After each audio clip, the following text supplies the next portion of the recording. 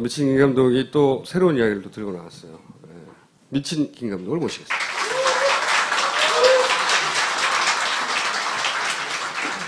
사고 3일 후에 그 단원고 교감 선생님이 스스로 목숨을 끊으셨어요. 기억나시죠? 굉장히 충격적인 사건이었는데, 근데 이 그 교감 선생님 관련해가지고 지금 재판이 진행 중입니다. 교사로서 순직하신 것이다. 라고 유가족 분들은 이제 주장을 하시는 거고, 그런데 국가에서는 순직은 아니다. 라고 해서 지금 재판 진행 중입니다. 아마도 교감 선생님의 그 얼굴을 오늘 처음 보신 분이 많을 텐데, 우선 교감 선생님, 강민규 교감 선생님이요. 이게 4월 16일 날 식당에서 잡힌. 네. 이건 모습이에요. 세월호, 이건 평상시 모습이신 거고, 세월호 남아있는 CCTV에서 교감 선생님 장면만 추려서 예, 다음 장에서 한번 보여드리겠습니다. 잡은 겁니다. 예. 다음 장에 이것도 역시 당시 세월호 CCTV에 잡힌 교감 예. 선생님의 남아있는 모습을 재편집한 거예요.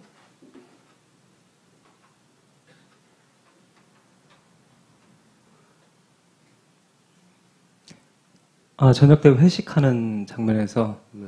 예, 여기 청해진 직원도 있고요. 그리고 순찰하시는 모습이에요. 단원고의 총책임자였죠, 세월호에서. 예. 학생, 교사 합쳐서 총책임자였으니까. 예. 그리고 아침에 돼서 아침 6시 26분입니다. 예, CCTV 앞에서 CCTV를 유심히 보시고 대화도 나누더라고요. 뭐냐 뭐 이런 대화를 하시나 봐요. CCTV 통해서 선내를 다 볼 수 있다는 걸 관심 있게 지켜보셨죠. 그리고 식사하시고 가시는 모습. 예, 복장을 좀 주목해 주십시오. 오렌지에 위에 약간 보라색 계열의 옷입니다.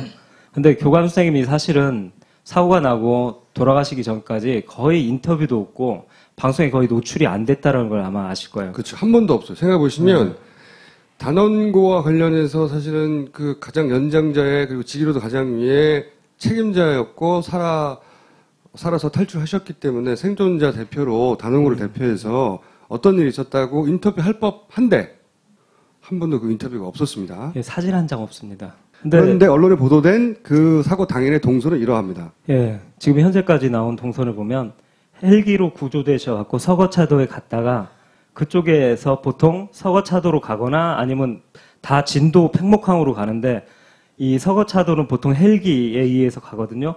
가시면 거기 갔다가 생존자들과 함께 보통 이 진도 팽목항으로 직접 거기서 같이 모아서 옮기거든요. 구조선들이. 근데 교감 선생님만 다른 동선을 갔어요. 이게 이제 언론에 뭐라고 돼 있냐면 현재까지 보도해서 어선 선장님한테 부탁해서 배를 타고 현장에 돌아와 상황을 지켜본 후 진도 팽목항으로 이동했다라고 기사가 나오고 있어요. 그렇기 때문에 이 다른 생존자들과 여기서 동선이 분리돼 버린 거예요. 서거차도에서. 그러니까 아마도 추정하기로는 교감 선생님이고 가장 먼저 구출된 분 중에 한 분이었거든요. 위치상. 그래서 아직도 아이들이 배에 남아 있으니까 다른 생존자들은 다 팽목항으로 갔지만 교감 선생님은 다시 사고 현장으로 가세요. 예, 구조. 네, 현장을 지켜보려고. 네, 지켜보려고. 네, 아무래도 본인이 책임자였고 그러니까 선생님은 학생들은 어떻게 됐는지 당시 뉴스 보도는 정확하지가 않았잖아요. 그러니까 헬기를 구출했다가 다시 가십니다. 다시. 근데 이제 이때까지 언론을 통해 알려지기로는 여기 계시다가 여기 있는 어선 선장에 부탁을 해서 예. 배를 타고 현장에 갔다가 거기서 이제 팽목항으로 갔다. 이렇게 알려져 있었어요. 지금까지는. 예.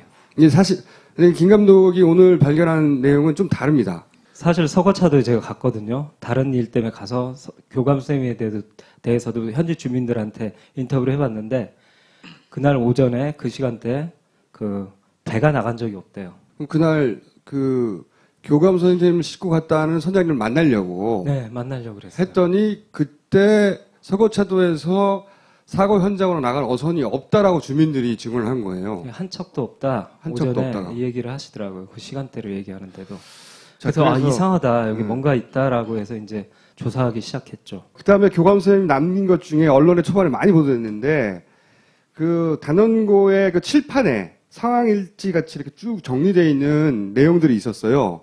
그 중에 교감 선생님과의 통화 내용이 있습니다. 8시 50분에 교감 선생님이 전화를 해서 첫 전화입니다. 네, 배가 이상하다고 예, 하시고 여기고, 배가 이상하다고 보고를 하고 그다음에 8시 55분에 또 전화가 옵니다. 예. 이때 갑자기 좌연쪽으로 기움 그리고 침수가 발생했다. 예.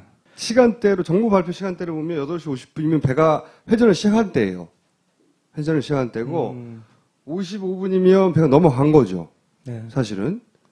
근데 초반이에요, 다. 8시 48분이 이제 배가 넘어가기 시작한, 배가 돌기 시작하는. 예, 48분 30초부터 이제 정부 발표는 그랬죠. 정부 발표는 배가 돌아가기 시작하는 시점이니까 배가 돌아가기 시작한 시점 직후, 몇십 초 후에 전화.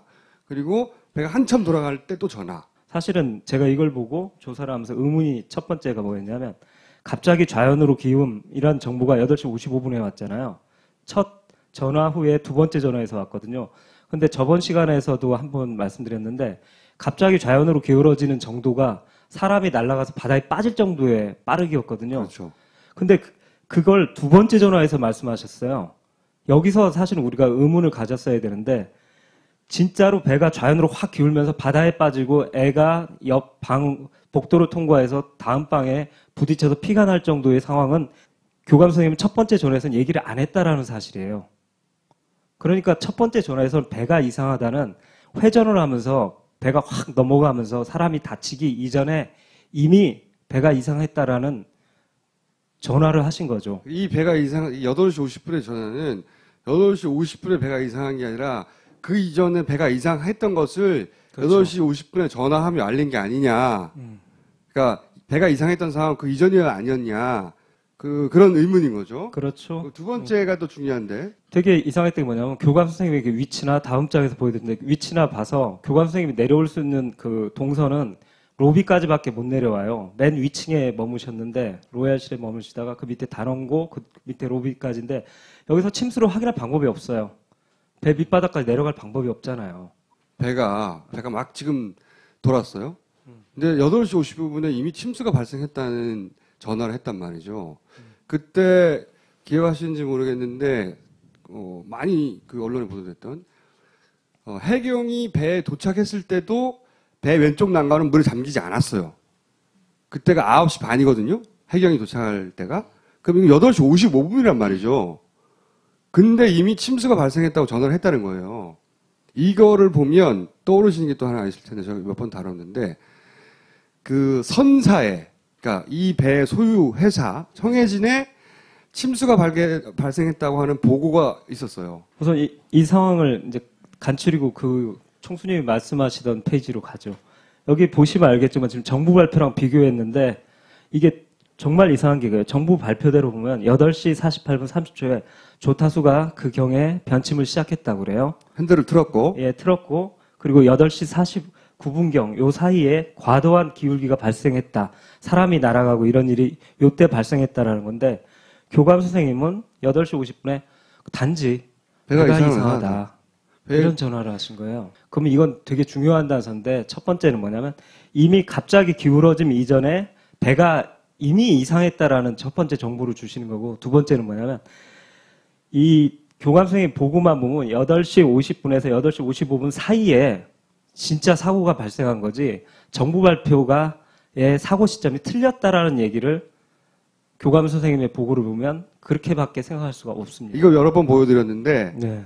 이게 청해진 해운의 상무 김 상무가 그 사고 내용을 보고를 유선으로 받고 본인이 메모한 거예요. 여기 이렇게 나와 있습니다. 배 앞부분에 충격이 있었다. 이거는 저희가 7시 10분 때 뭔가 물체가 부딪힌 것 같다는 방송을 했었잖아요. 그 부분과 연결된 것이고 그리고 나서 저기에는 시간대가 없나요? 여기는 시간대가 없어요. 네. 충격이 있었다가 언제인지는 모르겠어요. 네. 그리고 8시 50분에 침수 보고 접수. 네.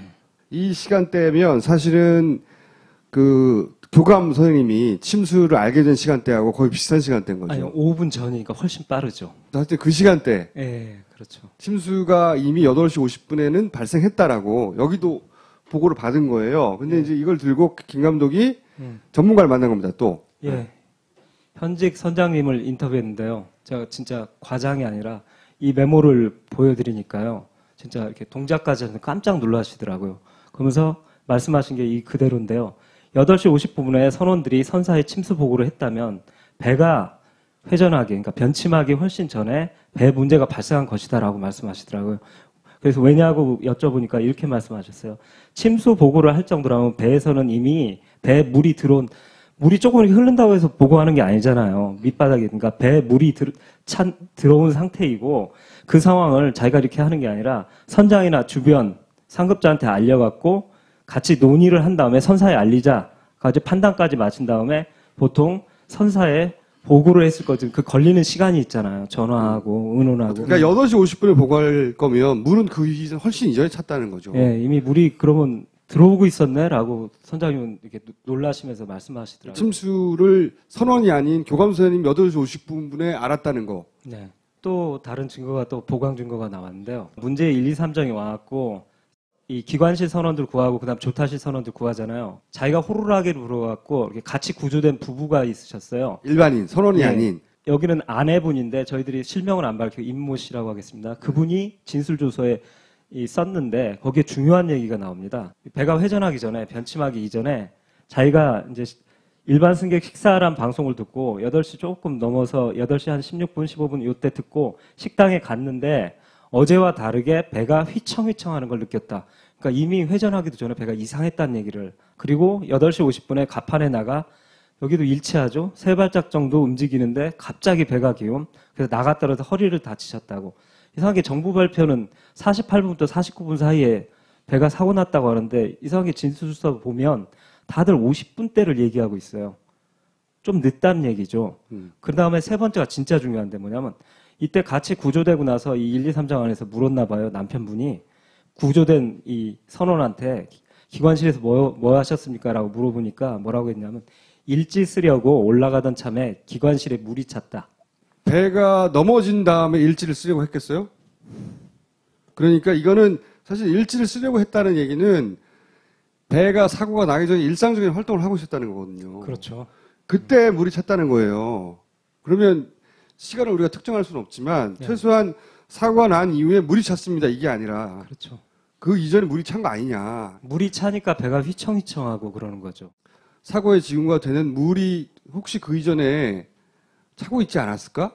이런 생각을 이런 단서들을 보다가 이제 예. 기관실은 배 위치 중에 어디 가장 아래에 밑에죠. 있죠. 아래쪽입니다. 네. 예. 이런 생각을 하고 나서 김 감독이 이제 당시 첫날 보도들을 다 뒤지기 시작한 겁니다. 그때 신기하게도 우리는 너무 정신없이 지나가고 잊어버렸는데 첫날 얘기가 다 침수 신고였다고 보도가 되고 있어요. 8시 55분 OBS 8시 55분이니까 5분 후에요. 신고가 많이 들어왔습니다. 그 학생 한 명이 아니라 많이 탔다 보니까 많이 들어왔거든요. 근데 여기 보면 물이 새고 있다는 신고가 왔어요. 네, 물 새고 있다 신고. 배가 넘어졌다고 신고하지 물이 새고 있다고 신고했다는 건 물이 새고 있다는 거잖아요. 그야말로. 네. 그야말로 물이 새고 있다는 신고를 8시 55분에 했다는 기록이 당시 첫날 보도에 있어요. 예. 아니 워낙 많아갖고요. 제가 간추렸는데 보통 두 분야인데 55분 그리고 58분쯤이 많아요. 그래서 침수에서 신고 줬어요. 이쪽은 보면 경향연합, 서울신문 보면 한모 씨라고 서울신문에도 어떤 한모 씨 신고자가라고 이렇게 돼 있던데 신문에 그분도 침수 신고를 했고요. 근데 중요한 거는 어쨌든 초반에 물 새고 있다고 신고했다. 예. 해경 공문서에조차 여기 신고 내용에 뭐라고 돼 있냐면 세월호가 침수 중이라며 신고한 사항이라고 명백하게 적혀 있습니다. 그리고 9시 2분 목포해경 작성 그리고 발송 문서 뭐 이렇게 갖고 적혀 있더라고요.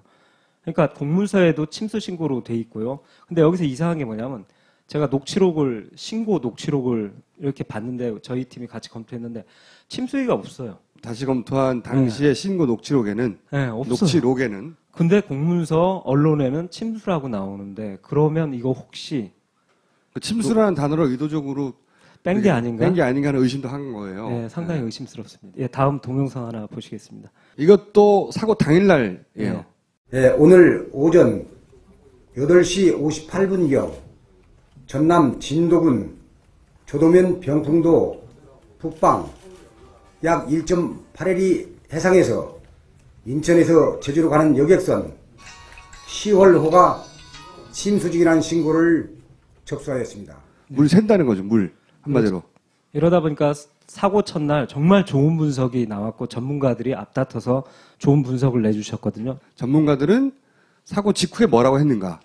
그 전복 사고가 어떤 이유에 의해서 일어날 것인가를 생각해 보면 예. 선박이 뭐 기울어지든 또는 갑자기 턴을 하든 그 과정에서 파도도 많이 치고 해가지고 보건성이라고 하는 원래 똑바로 오뚜기처럼 설려고 하는 그런 성능이 부족했을 때 전복 사고가 일어날 수가 있습니다. 아, 예. 그렇지만 제가 봤을 때는 이것은 아닌 것 같아요. 왜냐하면 오랜 기간 보통 이런 보건 문제에 의한 전복 사고는 설계 잘못이거든요. 예. 근데 오랜 기간 운항을 해왔고 그런 문제가 없었기 때문에 이것은 아닌 것 같고 예. 또 다른 하나의 원인으로 생각할 수 있는 것은 침수 사고입니다. 예. 외부의 물이 배 안으로 들어오는 것이죠. 예. 그렇게 해서 이제 배가 중심을 잃고 보건 성능이 줄어들면서 전복하는 이런 이제 그 사고입니다. 지금 분명한 사실은 전복으로 침몰을 했으니까 뭔가 봤을 때는 침수로 보여집니다. 근데 그러면 침수가 왜 생겼을 것인가라는 문제인데 침수가 이제 생기려면은 어딘가 구멍이 생겼겠죠. 예. 그래서 구멍이 생기는 그러면 이유가 뭐겠는가? 아까 그 앵커께서도 말씀하셨지만은 어딘가에 부딪히거나 예. 암초를 포함한 어딘가에 큰 충격력으로 부딪히면 구멍이 나겠죠. 예. 그렇게 해서 이제 침수가 일어나고 전복 사고로 이어질 수 있죠.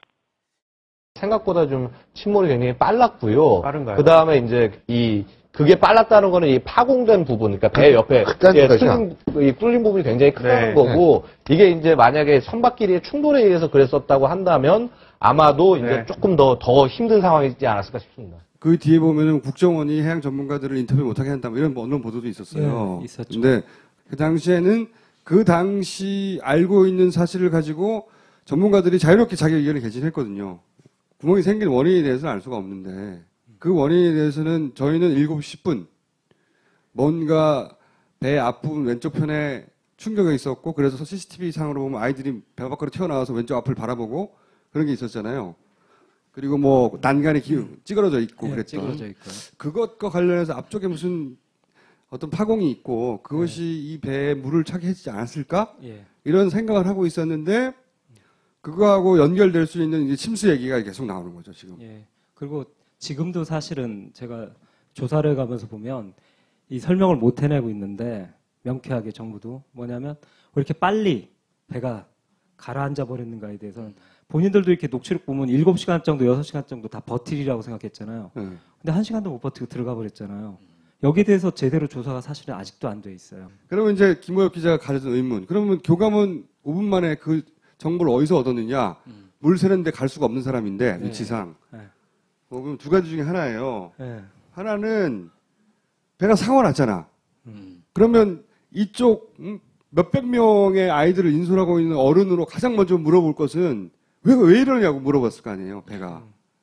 그러니까 첫 번째는 선원에게 물었을 가능성. 그리고 김 감독이 실제 저것도 찾아냈어요. 화면 중에 화면을 좀 설명해 주시죠. 이 양 사무장이라고 계시는데 제복을 입고 있는. 예. 이분이 보면 사고가 나고 이 조타실도 그렇고 밑을 왔다 갔다 했거든요. 그 이유는 정확히 모르겠는데 이 분을 만났을 가능성이 꽤 있지 않나. 그러니까 맨 위층에 계셨어요. 교감 선생님이. 이 위층에 계시다가 거기 요 바로 밑에 계시다가 층으로 내려왔는데 맨 밑에 그리고 가장 아래로 내려온 로비까지 내려오셨는데 이때 양 사무장이 가다가 마주친 게 혹시 아닌가. 아까 그 선원들과 같이 구조됐던 그 케이스처럼 선원에게 들었던 게 아닌가. 요 가능성이 하나가 있고요. 이 사무장님은 승객들을 상대하는 손님들을 상대하는 분이에요. 근데 이분이 그 사고 당일날 배를 조종하는 조타실과 여기를 왔다 갔다 하셨다고. 아마 이분도 당연히 스튜디오스들도 기장의 그 지시를 받는 것처럼 배가 이렇게 됐으니까 왜 이렇게 되냐고 물어보는 왔다 갔다 했겠죠. 그게 아니면 로비까지 내려가셨다면 여기 CCTV가 그 당시에도 켜져 있다고 저는 보고 있는데 했다면 이때 다 볼 수 있었어요. 아래층에 물이 차는 상황들을. 결국 이 둘 중에 하나예요. 이거 말고는 가능성이 없죠. 근데 저는 이쪽 가능성이 더 높다고 보는 게 들었을 가능성이. 네. 배가 이렇게 확 넘어갔는데 네. 빨리 뛰어내려가서 내가 CC를 보고 내가 판단해야지 하기보다는 사실은 빨리 배에 관련된 사람들 예, 사무장이나 선원들을 붙잡고 이거 어떻게 된 거야 하고 네. 묻는 게 사실 상식적이니까 물이 새고 있다는 사실을 알고 있는 누군가한테 들었을 것이다. 혹은 그 현장에 직접 갈 수는 없으니까 세고 있는 그런 CCTV를 봤을 것이다. 둘 중에 하나밖에 없는 거예요, 지금. 그리고 그게 굉장히 중요한 게요. 사실은 되게 구체적으로 드렸을 거거든요. 지금 어디에 아까처럼 물이 차고 뭐 이런 얘기를 했을 때 그 물의 양에 대한 이야기가 구체적인 정보가 이 세월호 사건의 이 진실 규명에 굉장히 중요한 단서일 수도 있거든요. 그렇기 때문에 이제 이 교감 선생님이 굉장히 중요한 걸 아셨을 가능성이 높죠. 일반인들은 자기 살기 바빴겠지만 교감 선생님은 본인이 혼자 사는 게 중요한 게 아니잖아요. 그렇죠. 인솔할 사람들이 너무 많이 있으니까 그렇죠. 이유가 뭔지 알아내서 빨리 대처하고 싶었을 거란 말이죠. 예. 그래서 이제 침수 사실을 들었을 가능성이 높다. 그리고 당일날 그러면 교감 선생님이 사고 이후에 어떻게 움직였냐? 네, 그렇기 때문에 교감 선생님이 굉장히 중요한 걸 많이 아신다는 생각이 들어서 교감 선생님의 동선에 대해서 제가 조사를 해봤습니다. 지금까지 알려지기로는 서거차도 갔다가 어선 타고 갔다 이거였는데 네, 진도로 돌아갔다 네. 배 보고 이렇게 나왔는데 제가 조사해 보니까 이 자필 조서에 본인의 동선을 되게 자세하게 적어 놓으셨던데요. 본인이 자필로 조서를 작성하셨어요. 예. 왼쪽 보이는 화면. 예. 빨간색이 조서 내용이고 단원고 상황판이고요. 식사 마치고 8시 30분경 위치가 저 정도인데 맹골수도 막 입구입니다. 8시 30분경 방에 들어가시는 모습이에요. 이제 샤워를 시작하셨다고 합니다. 그래서 이때 약간 커브를 도는 느낌을 받았다. 그러니까 커브를 돈 다음에 약간 기울어지는 느낌을 얘기하는 거거든요. 근데 이게 계속 기울어지는 느낌을 받았다. 그래서 샤워실에서 속옷을 입는데 많이라고 쓰셨는데 많이 기울어짐을 느꼈다. 그래서 간신히 화장실 나와 걷어주는데 서 있기가 불가능했다. 지금 아직 돌기 직전입니다. 이 얘기들이. 그래서 서 있기가 불가능해서 누워서 스마트폰을 꺼낸 거죠. 샤워실에서 스마트폰을 쓸 수가 없잖아요. 그러니까 나와서 이때 스마트폰을 들고 카톡을 하시면서 아이들한테 침착하게 해라라고 보내고 요때 시간이 딱 일치해요. 학교에 전화한 시간하고. 근데 이게 정확한 기획일 수밖에 없는 게 이 조서는 사고가 나고 그 당일 그 다음 날 그 사이에 작성된 거거든요. 바로 작성된 거예요. 생생한 기억에 의해서. 3월 16일 오후. 예. 바로 그날요. 예. 정확히 시간이 맞는다고 해서 제가 이 순서를 띄운 거예요. 그리고서 보면 자필 조서에 보면 여기서 8시 50분에 이제 카톡하고 전화를 하셨겠죠. 배가 이상하다. 정부는 8시 48분 30초경에 배가 돌기 시작해서 49분경에 배가 사고가 났다고 했잖아요. 예. 그전까지 절대 아무 일 없었다고 그래요. 정부는. 근데 배가 이상하다고도 계속 느꼈지만 그러니까 김 감독이 의심하는 것은 배가 사고가 난 것은 49분이 아니라 50분 이후다라고 생각하는 거예요. 그래서 정부가 발표한 시간보다 좀 늦다 뒤에 사고 시간이 앞당겨져서 발표됐다. 이건 다시 한번 정리를 할 텐데 네. 이런 의심을 가지고 있는 겁니다. 기본적으로. 그리고 여기서 분명한 건 뭐냐면 샤워를 시작하고 샤워실에서 나와서 눕기 전 요 사이에 이미 그러니까 회전도 하기 직전에 배는 이상이 있었습니다. 네. 이거 분명한 사실 같고요.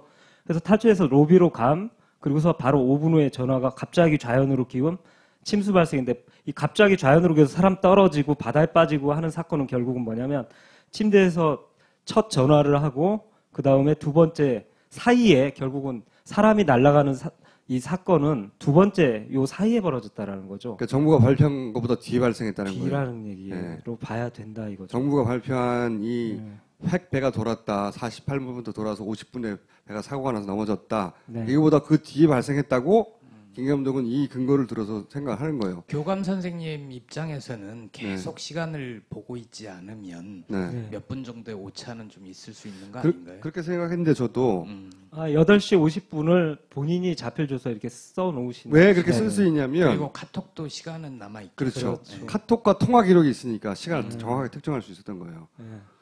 그래서 이제 그거를 그리고 조서에 쓴 거죠. 본인의 카톡 시간과 통화 시간을 보며. 네. 근데 카톡하고 전화를 했던 50분 때는 정부 발표대로라면 이미 사람이 날아가고 배가 넘어져 있어야 될 시간대거든요. 네, 난장판이 되어 있어야 될 시간. 근데 그때 배가 이상하다 정도와 네. 침착하라 정도의 카톡밖에 안 했다는 거죠. 사실 그때 날아가는 상황이라면 8시 50분 전화에 갑자기 좌연으로 기움을 이때 얘기했어야죠. 그래서 이제 의심을 하는 거예요. 배 사고 시간이 좀 당겨진 게 아닌가. 1분 전후로. 라고 의심을 가지고 있고, 그건 다른 시간에 다룰 겁니다. 그 시간과 관련해서. 근데 오늘은 어쨌든, 네. 그 배가 그 이전에 이상했다? 네. 그리고 여기서 가장 중요한 거는, 그리고 나서 사고 직후에 침수 사실을 교감 선생님이 알았다. 사고가 나자마자! 그렇게 하고 구조대 시간을 보면, 이 단원고 상황표를 보면, 강민규 교감 구조 중이라고 나오고 있거든요. 10시로 나와서 제가 10시 영상들을 찾았어요. 그리고 본인 자필 조서에 보니까 갑자기 물이 들어오기 시작해서 위로 난 출입구가 있는지 확인했다. 그리고 로비에 계셨다고 그러거든요. 그리고 매달려 마지막 시도 이런 걸 보고 10시를 제가 영상을 가서 위쪽 문들을 5층 가갖고 위쪽 문들을 제가 영상으로 계속 봤어요. 나오시더라고요. 여기 이제 찍힌 화면인데 네, 복장도 똑같습니다. 이거는 캡처한 거예요. 네, 사실 동영상인데 이 장면 헬기가 구출하는 장면이에요. 예, 512 헬기가 여기서 나오시고요. 그리고 보시면 원래 헬기 올라타신 예, 장면이죠. 위에 호이스트라고 그러나요? 위에 바구니 같은 거 타시고 올라오시더라고요. 복장 다 그리고 머리 이게 다 일치하셨고 그리고 또 안타깝게도 맨발이셨어요. 아마 미끄러우셔갖고 여기 올라오실 때 신발이 벗고 여기 벽을 올라오신 다음에 올라오셨던 것 같아요. 그러다 보니까 서거차도의 증언과 딱 일치하는데 서거차도의 주민이 저기 교감 선생님이 맨발이셨다는 얘기를 하셨었는데 그거하고도 딱 일치가 하더라고요. 그리고 나서 서거차도 가서 거기서 일반 어선을 타고 왔다고 했는데 네. 언론에 알려지기로는 근데 김 감독이 서거차도 가서 주민들한테 물어보니까 당일날 오전에 사고 현장으로 날아가는 어선이 없다고 그래가지고 찾아봤더니 교감 선생님이 서거차도에 가시고 나서 다시 그 서거차도에 들어갔다 나온 배가 하나 있는데 유일한 배가 진도 아리랑이라는 관공선입니다. 이 배의 특징을 제가 보여드리는데 뭐냐면 일단 관공선이다 보니까 그러니까 공공의 배예요. 국가의 배죠. 그러다 보니까 경광등 이 파란색, 빨간색 이게 경찰차 위에 보면 이자수 깜빡이는 거. 이런 거. 이게 장착돼 있고 여기 보면 청색 유니폼 입은 거 보시죠. 그러니까 공무원들이에요. 그리고 여기서 결정적으로 제가 이 세 번째 사진 났는데 이게 아마 약간 선장 역할을 하시는 공무원이 아닌가 싶은데 제복 입은 사람. 어쨌든 이 배는 네. 관공선이고 네. 이 관공선 왜 관공선을 타는 거를 안 알려주고 그냥 일반 어선이라고 했을까? 그건 잘 모르겠는데 네. 타고 나오신 건 관공선을 탔고 그래서 이 배가 유일하게 나왔다는 겁니다. 그러니까 네. 이 배를 탔겠거니 생각을 한 거죠, 김 감독이. 네. 이거밖에 없다. 배를 탈 길은. 그래서 이 관공선을 제가 추적했어요. 네. CN 235기로 해서 쭉 추적을 해봤더니 이 관공선이 쭉 오다가 10시 58분경에 오다가 갑자기 이 세월호 밑에 세월호 보이시죠? 세월호 쪽으로 가서 그 구조 현장으로 가야 되는데 거기서 턴을 하더니 급격히 1, 2, 3정으로 가더라고요. 그 문제의 1, 2, 3정. 이 관공선은 사고 현장으로 가지 않고 돌아서 이 1, 2, 3 함정 해경들이 타고 있는 배로 갔다. 네. 예. 요 노란 박스에 보시면 저 뒤쪽이 좀 긴 배가 1, 2, 3정이고요. 그 앞쪽이 일반 어선이에요. 지금 상황이 어떤 상황이냐면 1, 2, 3정에서 구조돼 갖고 보트로 이렇게 구조된 사람들을 모아놨다가 일반 어선으로 태워서 지금 팽목항으로 보내려고 하는 상황이에요. 근데 이게 국감에서도 굉장히 이 공격을 많이 받았는데 뭐냐면 이때 선원 5명을 남겨놓습니다. 이 세월호 선원 5명만. 그 해경의 주장에 의하면 처음에 구출한 사람들이 선원인지 몰랐다고 해요. 근데 처음에 지목하고 가잖아요. 그렇죠. 그렇죠. 네, 물론 우리는 기관실로 처음으로 가고 그렇죠. 그다음에 그렇죠. 조타실로 가고. 이미 우리는 해경이 알고 있었다고 생각하지만 해경의 해명은 선원인지 모르고 구출했고 네. 그 사람을 이제 구출했으니까 이제 팽목항으로 보내야 되잖아요. 네. 네. 그 사람들 다 보내는데 선원들만 안 보내요. 선원들만 안 보냈는데 그때도 역시 선원인 줄 모르고 안 보냈다고 그래요. 그냥 네. 자기들이 일반인들이 남고 싶어 해서 남겼다고. 말도 안 되는 해명이죠. 그 뒤로 면밀히 영상을 보다 보니까 결국 1, 2, 3정 갑판에서 교감 선생님을 찾았습니다. 여기 1, 2, 3명입니다. 여기 보이죠? 오렌지색의 보라색 선생님 일어나시고 계십니다. 위에 헬기가 떠 있었는데 이를 잠깐 보시고 있고요. 그리고 좀 뒷시간에 보면 보이세요. 위를 잠시 올려보시다가 헬기인데 옆에 감도가 나오고 교감 선생님이 일반 어선에 타고 있다가 팽목항으로 돌아온 게 아니라 아니에요. 관공선을 타고 가서 1, 2, 3정에 탔다가 그리고 35명과 함께 팽목항으로 돌아온 겁니다. 예. 네. 저는 이 상황은 유추해 보면 이랬을 것 같아요. 뭐냐면 사고 현장에서 너무 답답하니까 애들이 어떻게 구출되고 있는지 같이 가봤을 거 아닙니까? 그래서 어떻게 됐는지 알아보려면 선원들한테 물어봐야 될 거 아니에요. 그래서 선원들이 어딘지 확인했더니 1, 2, 3정에 타고 있더라 선원들이. 그래서 나도 그러면 1, 2, 3정에 가가지고 선원들도 만나고 이 이 배가 구조되는 상황을 봐야 되겠다. 네. 이렇게 판단하는 것까지는 자연스러운 것 같아요. 근데 제 생각은 약간 틀린데 다른 가능성도 있는데요. 관공성이 와서 곧바로 1, 2, 3장에 주는 거 보면 그때 그 교신록에도 그런 게 나오는데 이 선원들을 모으고 싶어 했거든요. 결국 이 선원들 5명은 곧바로 육지에 가자마자 버스에 태워져서 목포 해경으로 곧바로 이송되거든요. 근데 교감 선생님이 같이 가게 된다고요. 그걸 보면 저는 이런 생각을 해요. 관공선이 이건 하나의 약간 가능성인데 교감 선생을 말하자면 이 관공선이 가서 교감 선생님을 1, 2, 3정으로 오는 임무를 띠고 있었고 결국 교감 선생님을 어떤 참고인 조사를 하기 위해서 빨리 하기 위해서 1, 2, 3정에 데려왔다가 P1, 2, 3정으로 P1, 2공정으로 옮긴 다음에 팽목항에 데려가서 거기서 이제 언론에 절대 이제 차단되잖아요. 이렇게 되면 선원들과 함께 거기서 곧바로 목포 해경으로 언론의 접촉을 끊은 상태에서 목포 해경으로 보낸 게 아닌가. 이렇게 이 가능성도 있다. 저 가능성도 있죠. 만약에 그 교감 선생님이 말하지 말았으면 좋겠다. 언론 접촉을 안 했으면 좋겠다라고 해경 쪽에서 생각했다면 다만 이 경우에 이상한 것은 왜 관공선이라고 말 안 하고 왜 P1, 2, 3장이 계속 있었다고 말 안 하고 왜 선원들과 함께 있었다는 걸 말하지 않았는가 해경이. 이건 이상하죠. 예, 이상하죠.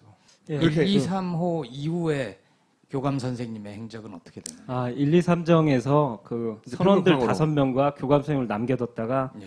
P120정이라고 비슷하게 생겼는데 약간 규모 작은 배가 있거든요. 예. 거기에 이제 P123정에서 그 선원들 5명 교감 선생님을 태운 다음에 그 배가 팽목항으로 갑니다. 진도 팽목항. 간 다음에 거기서 항구에서 내려서 곧바로 버스에 싣고 거기서 이제 목포 해경 쪽으로 가는데 중간에 어떤 병원인가 들려서 거기서 이준석 성장, 뭐 박한결 항해사를 태우고 그 상황에서 교감 선생님 거기서 내려주지 않고 곧바로 목포 해경으로 가서 이제 조사가 시작되는 거죠. 다른 생존자들하고는 다르게 교감 선생님은 선원들과 함께 가장 먼저 조사를 받았던 대상이에요. 네. 선원들은 그럴 이유가 있잖아요. 사고가 났으니까 사고 네. 원인을 가장 잘 알 수 있으니까 네. 해경이 다른 승객들과 분리를 해서 따로 빨리 조사를 해야 될 이유가 분명하게 있는데 교감 선생님은 사고와 관련해서 책임이 있는 것도 아니고 그렇죠. 학생들의 인솔자이고 오히려 구조된 학생들이 현장에 그 팽목항에 있으면 교감 선생님이 가서 위로하고 보호를 해야 되는 게 정상적이죠. 그 점도 그렇죠, 좀 그렇죠. 이상합니다. 그게 저도 정상적이죠. 그 점도 이상하다고 생각해요. 이건 피해자거든요. 감독님 의심대로 하자면 처음부터 그렇게 데리고 오려고 했다. 왜 그러냐면 사실 첫날에 교감 선생님이 이 단원고 상황판에 단원고에 많은 기자들, 방송 이런 언론들이 갔거든요. 그래서 침수 얘기라든가 단원고 상황판이 적나라하게 나오고 있었거든요.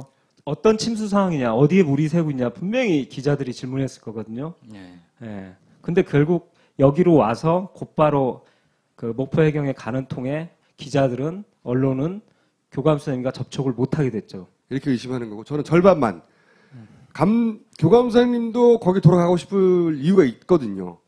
거기 돌아왔는데 거기서부터 이제 김 감독이 얘기한 대로 언론을 차단하려고 했던 거 아니냐. 그 뒷부분은 저도 동의가 돼요. 제가 그래서 이제 강구감님 조서를 봤는데 결론부터 말씀드리면 비정상입니다. 그래서 이제 김 감독은 조소에 집중하기 시작했어요. 조소를 구해서 자필 조서는 이겁니다. 두 가지를 남겨서 하나는 자필로 조서를 썼고 무슨 일이 있었다고 또 하나는 자필 조서를 보고 해경에서 그 해경 조서를 남긴 거예요. 진술서.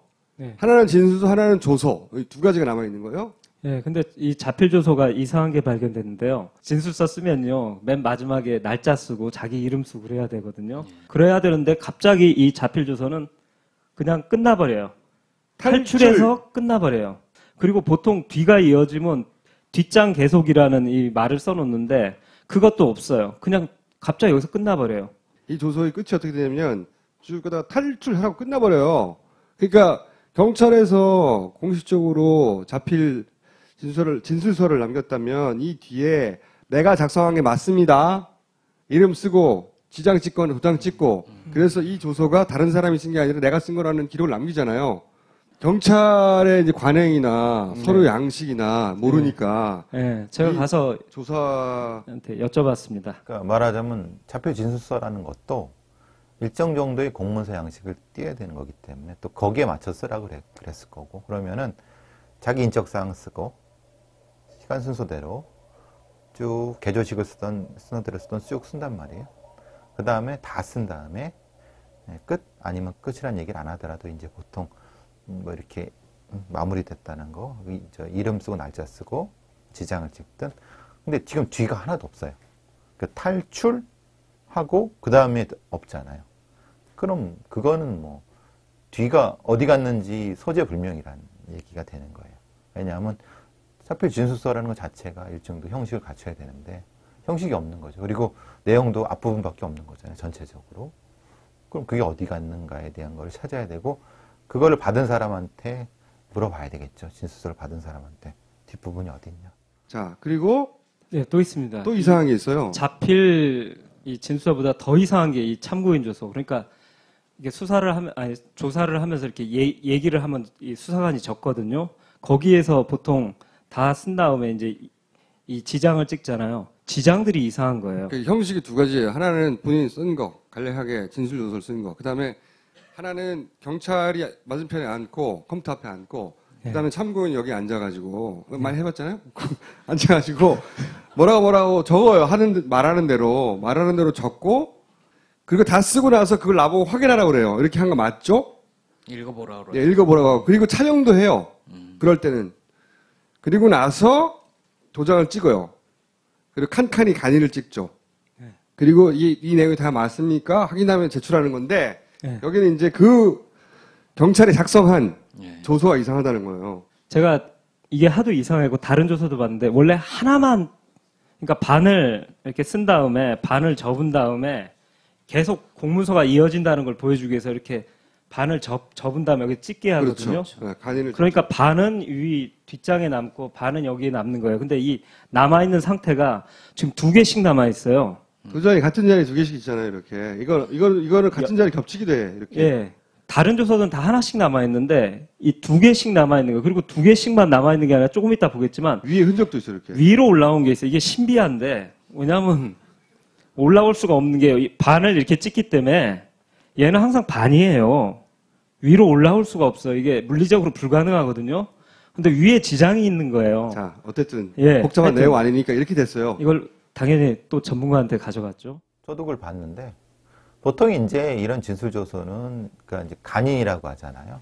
그러니까 그 서류의 완결성 때문에 이제 그 간인을 찍어갖고 앞장 뒷장을 확인하려고 하는 건데 만약에 그게 이제 지문이라든가 아니죠 지장이라는 게 이제 2번이나 3번 찍혔다고 하면 그건 문서상의 흠결이 있기 때문에 그거는 분명히 이제 문제 제기를 했어야 되는 거죠. 말하자면 송치를 받을 때, 그러니까 검찰 수사관이 경찰 수사관의 송치를 받을 때 이 서류를 보면 이게 뭐지? 왜 이렇게 됐나요? 물어본단 말이에요.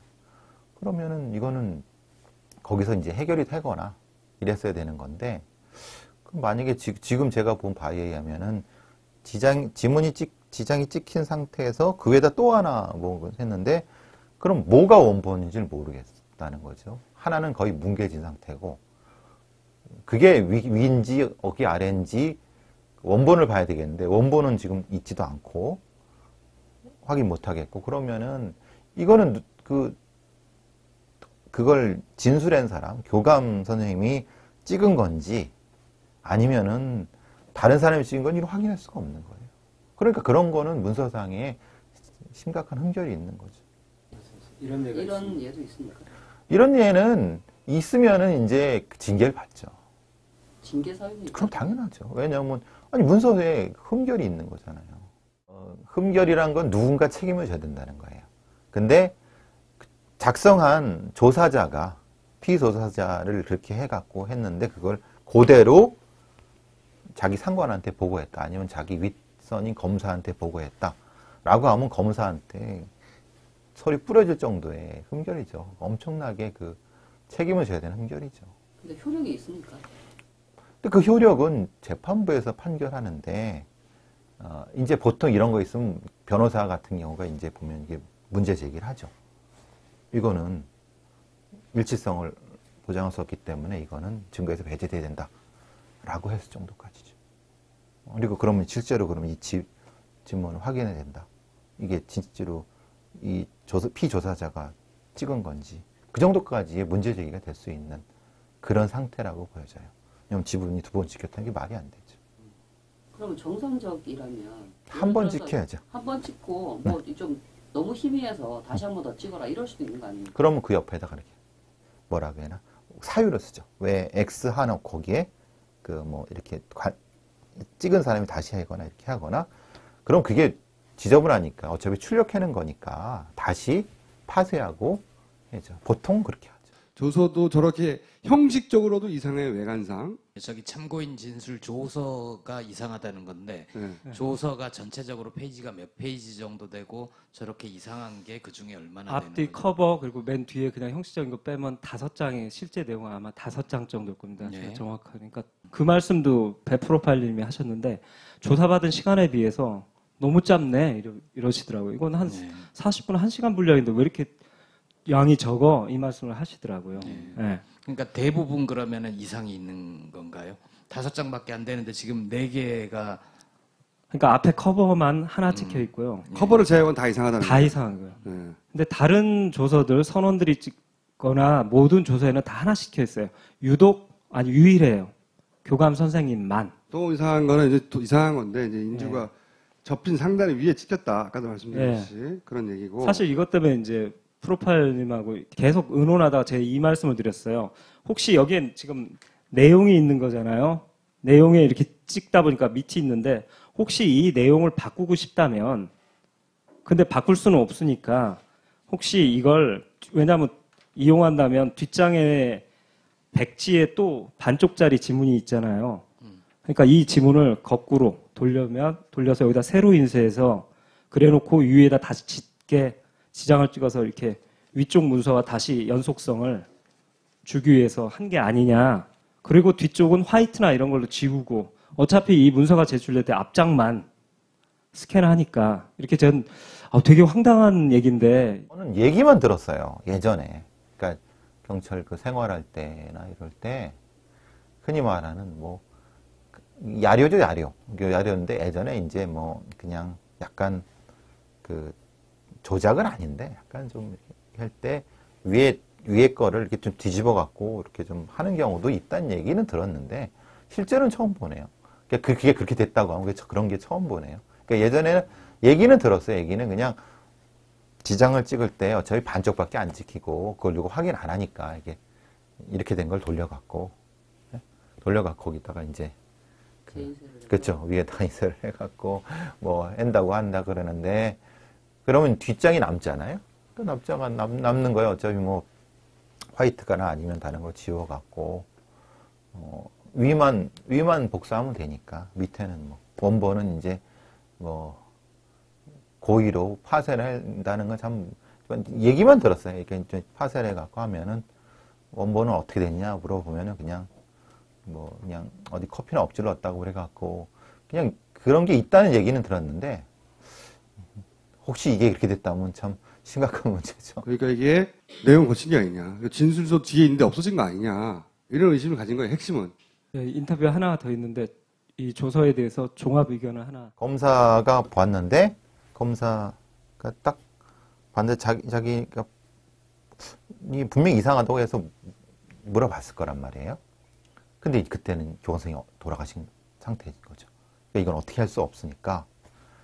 그러니까 그거를 그대로 제출을 했는데 그걸 얘기를 했겠죠. 재판관한테. 이 돌아가신 것 때문에 이거는 어쩔 수 없이 이거를 흠결은 있지만 이걸 어떻게 해 주실 거냐고 판사한테 물었겠죠. 증거 능력이 받아주십시오라고 읍소를 했겠죠. 왜냐하면 이게 공무사상의 문제가 있지만은 이걸 어떻게 되돌릴 방법은 없다니 돌아가셨으니까. 그렇잖아요. 그러니까 그런데 이제 정황상이라고 하는 거는 나를 믿고 수사인 검사인 나를 믿고 그리고 이게 뭐 큰 문제가 아니지 않냐라고 이제 읍소를 해갖고 증거가 이런 식이었을 거라는 얘기죠. 만약에 그 어떤 진술서를 가지고 거짓말 여부가 논란이 되는 심각한 첨예한 상황이라고 하면은 판사도 이거를 다시 써 아니면 이건 못 받아들이라고 했을 거래요 분명히. 근데 그 상황이 아니라고 검사가 적극적으로 주장했을 거고 뭐 그러니까 이 상황이 된 거죠. 있겠죠. 그게 아마 상황 그게 맞을 거예요. 의문이지만 안 주겠죠. 저도 아니, 그러니까 말하자면 예를 들면 이런 거죠. 그 패터슨을 이태원 살인 패터슨을 왜 출국 금지 안 시켰냐? 몰랐는데? 라고 하면 그래서 검사를 고소하잖아요. 그럼 무혐의 처분 났잖아요. 똑같아요. 그러면 이게 그렇죠. 원본 주십시오 했는데 원본 잊어버렸는데 어떡하죠? 이럴 거란 말이죠. 쉽게 말하면. 불법이나 어떤 처벌 규정. 그렇죠. 불법은 아니에요. 왜냐하면 고의성이 없을 테니. 고의성이 없다고 검찰, 감찰관들이 그렇게 조사를 할 테니까. 원본을 확인할 방법은 잊어버렸다고 하면 없다. 네. 이게 이제 결론인 것이고. 원본을 되게 입수하고 싶었어요. 뒷면을 보고 싶어서. 침수 얘기가 나왔으면 저는 이렇게 생각이 들거든요. 배에 물이 들어온다는 거를 말했단 말이죠. 교감 선생님이. 그러면 조사관 입장에서는 배가 물이 어디서 들어왔어요? 어떻게 알았어요? 언제부터 들어왔? 이 얘기를 당연히 물어봤을 거 아니에요, 진서에. 예. 그게 없어요. 그 지장뿐만 아니라 내용도 이 자필 진술서와 이 진술 조서의 차이가 있습니다. 참고로 이 자필 조서를 보면, 진술서를 보면 한 번 찍었어요. 반쪽만 남아 있는데 이렇게 이 진술 조서는 계속 네. 두 개씩 지장이 남아 있거든요. 이상하다. 예, 네. 그게 차이가 있고요. 자필 진술서 보면 친필로 이렇게 쓰셨어요. 샤워하고 8시 30분에 이제 샤워를 시작하셨다고 그랬잖아요. 샤워하고 있던 중 커브 도는 느낌이 나고 계속 기울어지는 느낌이 들고 그러니까 사고가 샤워할 때부터 배가 이상했다. 이렇게 이상했다라고 썼는데 써놨는데 그게 어떻게 바뀌었냐면 샤워를 마친 다음으로 바뀌어 있어요. 그리고 샤워를 마친 다음 커브를 도는 것처럼 몸이 쏠리는 것을 느꼈다. 그리고 한 군데가 아니라 내가 옷한 가봤는데 또 나와요. 샤워를 마치고 나왔을 즈음 배가 그을면서 선내 방송이 나왔다. 이렇게 되면 정부 논리하고 똑같아져요. 그리고 그러면 생각해 보세요. 지금까지 그 정부 발표는 배가 넘어가기 전까지는 아무 이상이 없었다거든요. 네. 정부는 그래요, 발표가. 그런데 교감 선생님 말씀 샤워 중으로 진술 조서가 작성됐으면 배가 넘어가기 전에도 이상했네가 되는 거죠. 그렇죠. 네. 일반 어선 선장님께 굳이 어선 그러지 일반 어선 선장님께 부탁하여 사고 현장으로 돌아봤다고 기록. 그리고 1, 2, 3장 언급도 없어요. 그거는 항공선을. 아주 자연스러운 문답으로 나오려면 네. 어선 선장님께 부탁하여 뭐 이렇게 먼저 나오고 어떤 배였나요? 이렇게 묻고 거기에 대해서 어떤 배였다라고 답이 나오죠. 근데 바로 답으로 일반 어선 선장님께 부탁하여. 이런 말을 하지 않죠. 네. 그냥 어선이라고 하죠. 어선 타고 나왔다고. 근데 조서에 일반 어선을 굳이 타고 왔다고 말하는 것은 관공선을 타고 왔다는 걸 숨기려고 했던 것 같고, 네. 그리고 그걸 타고 1, 2, 3정으로 갔다는 걸 숨기려고 했던 것 같고. 근데 저는 이걸 숨기려고 했다는 사실 별거 아니잖아요. 왜 그 배 선장님께 부탁해서 사고 현장에 갔나요? 이런 물음. 없습니다. 네. 굉장히 부실한 조서예요, 실제로는. 네. 실제로 더 많이 자세히 했는데 감독님 의식처럼 이 조서가 만져지거나 조작되거나 바꿔치기가 됐거나 일부가 내용이 그래서 가능성이 있다. 배 사고 원인과 관련하여 교감 선생님이 그 누구보다도 가장 많은 이야기를 들은 일반인이었을 거예요. 그렇죠. 선원들이 뭐라고 얘기하지 않더냐. 네. 이런 물음도 있어야 되는 거죠. 예. 그 대목이 이 진술서에 남아있지도 않고 예. 그 안타깝게도 지금 교감 선생님도 그 얘기를 할 수가 없고 예. 그 사이 돌아가시기 전에 인터뷰도 남아있지 않다는 거예요. 그게 개인적으로 너무 안타까운데 사실 교감 선생님이 살아계셨다면 인텐션에 꼭 인터뷰하고 싶은 대상이거든요. 그 전에 네. 우리 모든 언론이 달려가서 인터뷰했겠죠. 모든 언론이. 당연히 가장 신뢰할 만한 인터뷰 혹은 무조건 인터뷰해야 되는 대상이 되는 거죠. 단원고 쪽의 총책임자니까 네. 뱉었던. 그래서 이제 감독님의 결론은 이 중요 참고인이었던 교감 선생님이 이 변침 이전에 배 문제가 있었다는 걸 알고 계셨잖아요. 샤워실부터. 그리고 구체적 침수 정보도 들으셨는데 이게 만약에 언론에 접촉해서 널리 알려졌다면 저는 이건 확신하는데요. 세월호 침몰 원인 이 수사 방향이 지금하고는 완전히 바뀌었을 거예요. 그래서 너무 안타깝습니다. 지금 이런 식으로 조타 실수로 넘어갈 수가 없었어요. 그리고 이제 김 감독의 주장은 지금이라도 배에 언제부터 물이 찼는지 다시 조사해야 된다. 오늘은 침수 그리고 교감 선생님의 행적과 관련된 동선과 관련된 얘기에 집중됐지만 오늘 이 얘기가 지난번에 김 감독님이 가설로 세웠던 네. 앵커 문제와도 관련이 있나요? 어떻게 보면 저희들이 이제 얘기가 축적되면서요. 하나의 이렇게 시나리오가 만들어지고 있는데요. 결국 언제 한번 종합해서 말씀드린 7시에 뭔가 부딪혔고 물이 새기 시작했고 그 상태로 오다가 이 물이 새에서 비틀거리기 시작한 배를 어떤 오더에 의해서 누군가 지시가 내려졌다면 그때 앵커를 동원해서 이 배를 침수시키지 않았나, 지그재그와 함께 침몰시키지 않았나? 네, 침몰시키지 않았나 이렇게 생각하는 지금 생각으로 점점 가고 있습니다. 네, 한번 이거 종합해서 다루겠습니다.